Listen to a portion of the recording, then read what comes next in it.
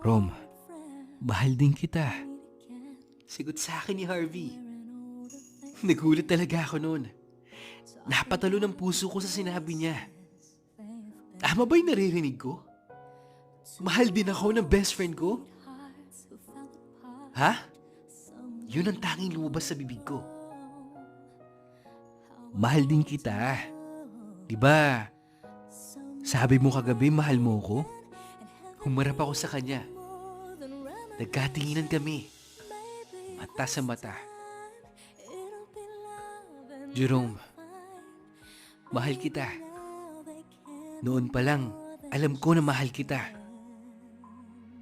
Hindi ko lang kayang sabihin kasi baka mawala lahat ng pinagsamahan natin. Kaya, natutunan ko magmahal ng iba para mawala yung nararamdaman ko para sa'yo.